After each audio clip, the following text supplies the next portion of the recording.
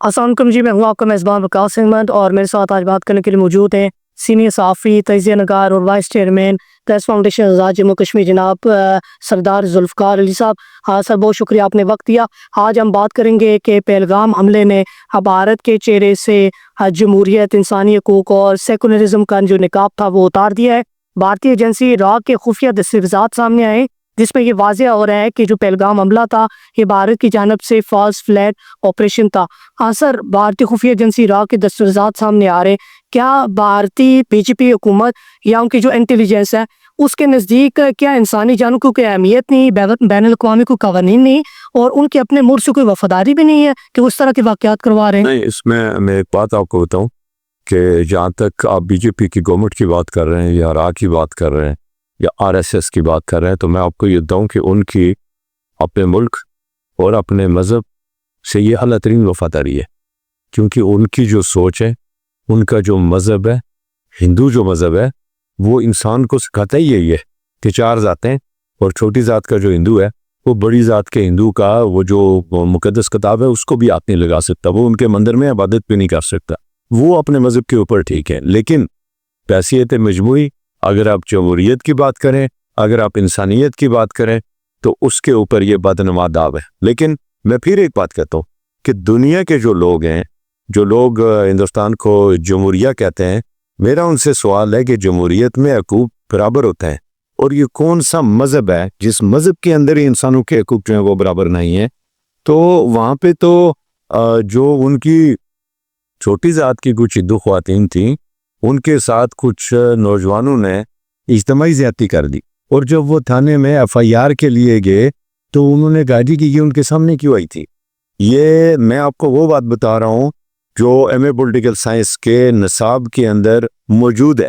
تو پھر آپ یہ سوچیں کہ جس ملک میں صرف یہ کہا جاتا ہو کہ جی کسی کے ساتھ زیادتی ہو گئی تو وہ اعلیٰ ذات کے ہندو کے سامنے کیوں آئی ہے، یہ تو اب گندے ہو گئے، ان کو پویتر کرنا پڑے گا، گنگا نہانا پڑے گا، اور جو یہ سوچتے ہیں کہ ان کے سارے گناہ گنگا میں نہانے سے صاف ہو جاتے ہیں، جو مرضی کریں، تو اس کو ان سے آپ کون سی خیر کی توقع رکھتے ہیں؟ رہی بات راہ کی، تو راہ کے کوئی ایک ثبوت نہیں ہے، سینکڑوں ثبوت ان کے جو ہیں وہ آ رہے ہیں۔ مودی کی بات کر رہے ہیں تو گجرات میں مسلمانوں کے قتل عام کے باعث مودی پر کے جو اس کا جو سفارتی پاسپورٹ تھا وہ بند کر دیا گیا تھا، اور امریکہ میں داخلے پر اس پابندی تھی، جنیوا یہ نہیں جا سکتا تھا، دنیا کے بہت سارے ممالک میں نہیں جا سکتا تھا، لیکن پھر چونکہ پرائم منسٹر آف انڈیا بن گیا تو اس لیے اس کو وہ جو سفارتی تحفظ حاصل ہوا اس کے تحت وہ یہ سارا ٹریول کر رہی۔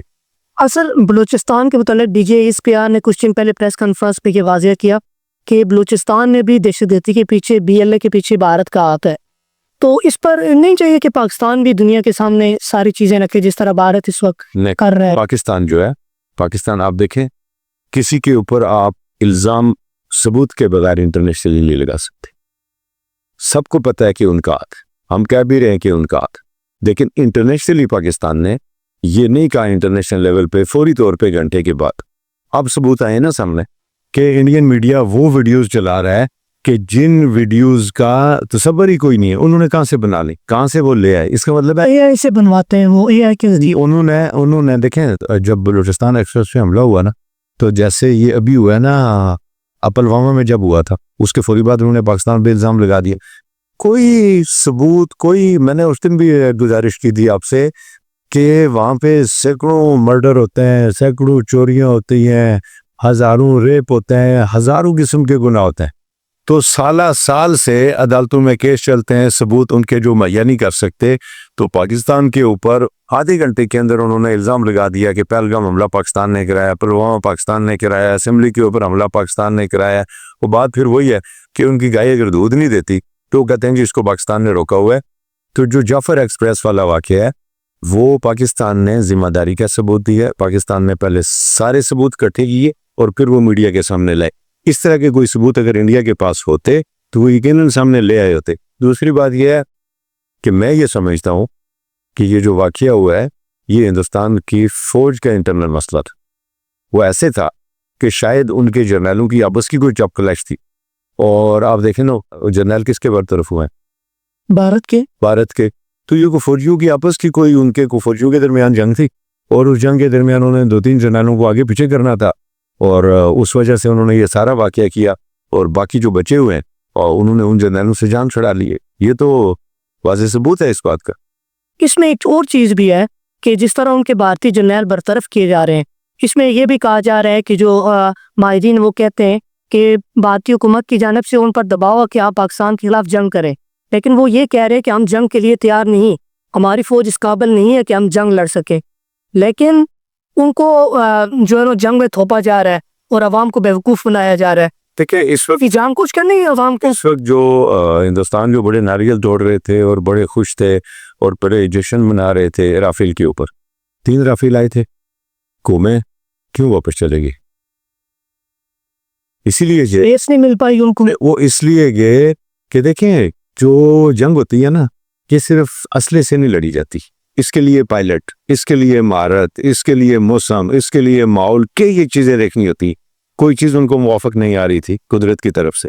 پانی بند کیا تھا، کہا تھا نا پانی بند کریں گے، تو اب یہ جنرل پبلک کے لیے تو یہ ٹھیک ہے کہ جو پانی بند کر دیں گے پتہ نہیں کیا ہو جائے گا. سوال یہ پیدا ہوتا ہے کہ جن لوگوں کی دریاؤں کے اوپر سٹڈی ہے یا جو جانتے ہیں کہ پانی کی پوزیشن کیا ہے، جہلم 35 کلومیٹر ٹوٹل بھارت کے اندر سے گزرتا ہے. یہ نیلم میں ہمارا آپ کے سامنے ڈبل ہو گیا، اس کو کیسے روکے گا؟ جہلم کو یہ یہاں سے کیسے روکے گا؟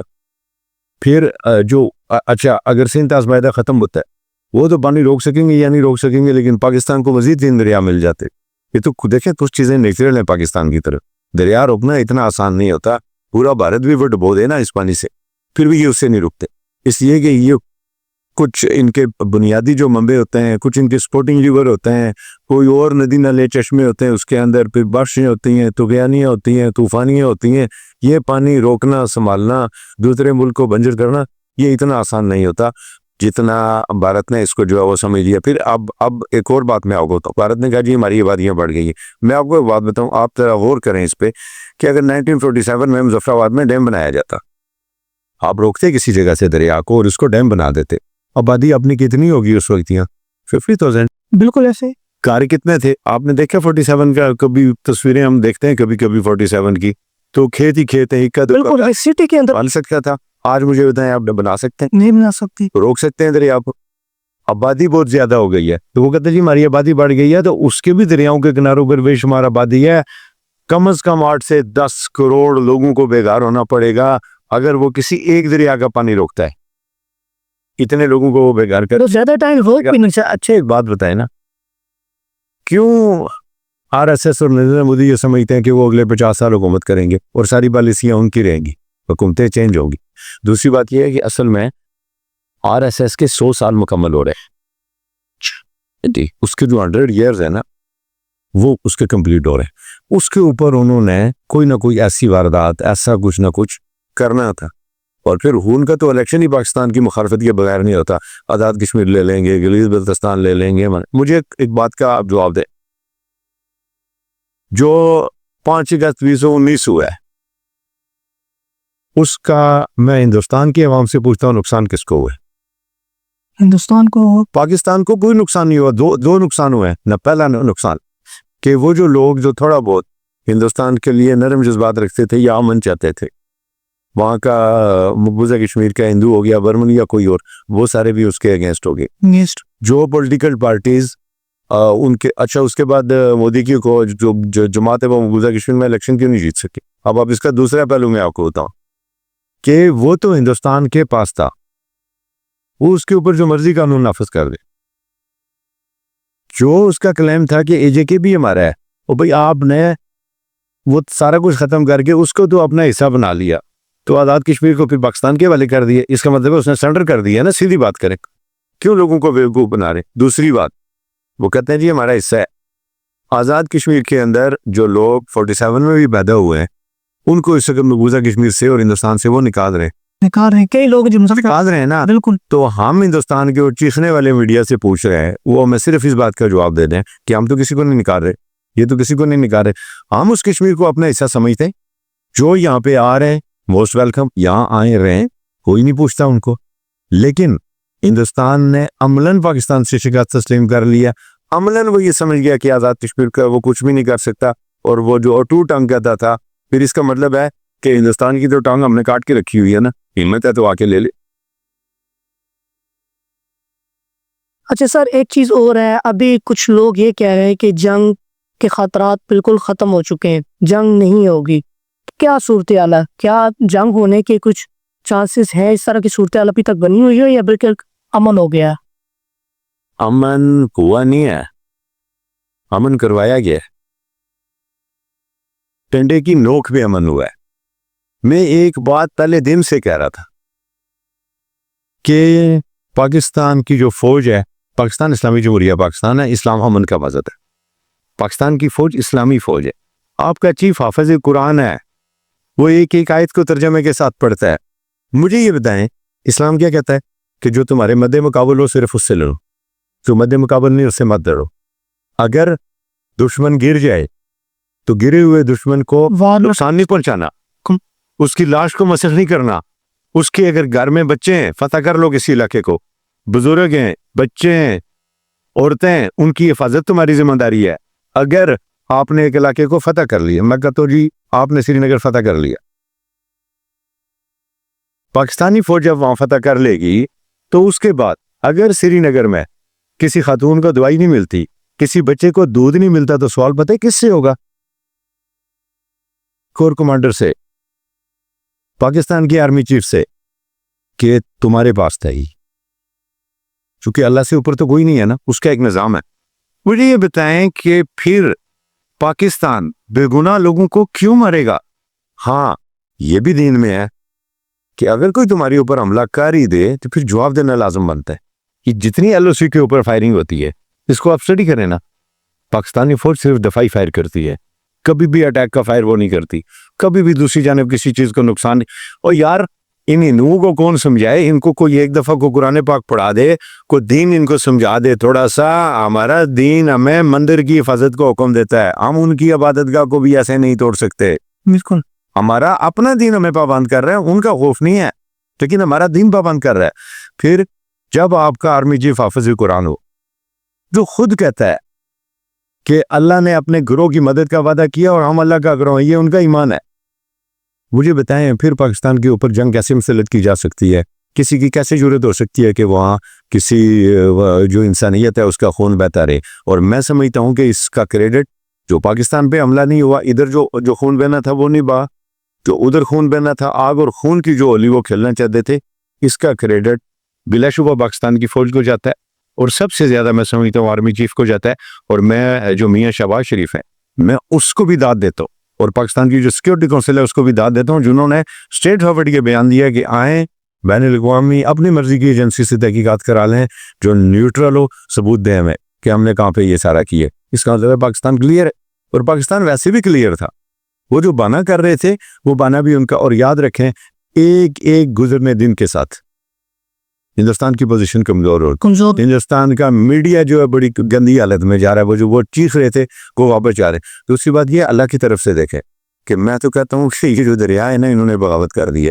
پہلے دن انہوں نے کہا کہ ہم پانی بند کریں گے، 2 دن کے بعد ہمارا منگلا ڈیم بھر گیا، جس کو بھرنے کے لیے کم از کم آپ کو جو ہے نا جون کا انتظار کرنا۔ قدرت کے کام ہے نا، قدرت جب اللہ تعالیٰ آپ کو نقصان نہیں دے رہا، جب آپ دین کے اوپر قائم ہوتے ہیں نا، پھر اللہ کی مدد آپ کے ساتھ آتی۔ تو اللہ تعالیٰ کی مدد تھی یہ پاکستان جو ہے نا، صرف آپ پاکستان نہ سمجھیں، یہ جو اچھا میں لوگ کہتے ہیں جی کہ امت مسلمہ کے لیے اسلحہ ہے، میں نے کہا یہ بات بھی غلط ہے، ہر مظلوم کے لیے اسلحہ ہے۔ ہم بلا تخصیص مذہب، پاکستان جو ہے بلا تخصیص مذہب، ذات، قبیلہ، انسانیت کی خدمت کرتا ہے۔ کہ جب ایتھوپیا میں جا کے لڑ رہے ہوتے ہیں یا وہاں کے لوگوں کو دفع سلام کر رہے ہوتے ہیں تو وہ کیا کعبے کی مخلوق ہوتی ہے؟ وہ کیا مکے کے لوگ ہوتے ہیں؟ نہیں۔ آج اگر پاکستانی فوج کو ہندوستان یہ کہہ دے کہ جی ہمارے کسی تعامل میں یا کسی دوسری جگہ پہ جا کے آپ جو ہے ہمارے لوگوں کو دفع سلام کرے، تو میں کہتا ہوں پاکستانی فوج ان سے بہتر انداز میں ان کے لوگوں کو دفع سلام کر دے، چونکہ ہم انسانیت کی خدمت کرتے ہیں۔ مسلمان کے ساتھ ایک تعلق ہے وہ الگ بات ہے، وہ نیچرل ہے، ہمارے خون میں شامل ہے، چونکہ ہمارا جو نبی پاک صلی اللہ علیہ وسلم کا کلمہ پڑھ رہے ہیں، اللہ کا کلمہ پڑھ رہے ہیں، ان کو جو نبی مانتے ہیں ان کا خون ایک ہے، ان کے ڈی این اے میں شامل ہے۔ لیکن اس کے بعد پوری آپ نے نہیں دیکھا کہ پاکستان میں، یار پاکستان میں مندر نہیں ہے، پاکستان میں کرسچن، پاکستان میں مندر ہے، ان کو تھوڑی عزت دی جاتی ہے۔ آپ کے سابق وزیر خارجہ بھی ہیں پیپلز پارٹی کے سربراہ بلاول بھٹو زرداری وہ ان کی اس میں شریک ہوتے ہیں باقاعدہ جا کے. بالکل حیدرآباد کے اندر وہ لوگ شریک ہوتے ہیں, ہولی کے اور سارے شریک ہوتے ہیں, جاتے ہیں. تو اس کو بھی آنا چاہیے نا. دیکھیں مجھے ایک بات بتائیں, آپ کو دبئی والے پیسے اچھے لگتے ہیں, آپ کو سعودی عرب والے پیسے اچھے لگتے ہیں, آپ کو کویت کے تیل اچھا لگتا ہے, ہندوستان کا مسلمان آپ کو برا لگتا ہے, تو آپ کٹ جائیں نا ساروں سے, چھوڑ دیں ان ساروں کو. آپ اپنا انڈیپینڈنٹ تیل پیدا کریں, اپنا سارا کچھ پیدا کریں, اپنا ملک چلائیں. کس نے آپ کو کہا کہ آپ پھر اسلامی یعنی جہاں سے آپ کو فائدہ ہے وہاں کا مسلمان بہت اچھا ہے, وہاں تو سر جھکا کے ان کے پاؤں میں گرا ہوتا ہے عربی شعوق ہے. وہ ہندوستان میں آگے کہتا ہے جی مسلمانوں کو مار دو, وہاں پہ امریکی صدر کے پاؤں میں پڑا ہوتا ہے, اور ہندوستان میں آگے کہتے ہیں کہ یہ جو کرسچن ہے یہ چھوٹی ذات کا ہے, یہ اعلیٰ ذات کے ہندو کو ہاتھ نہ لگائے.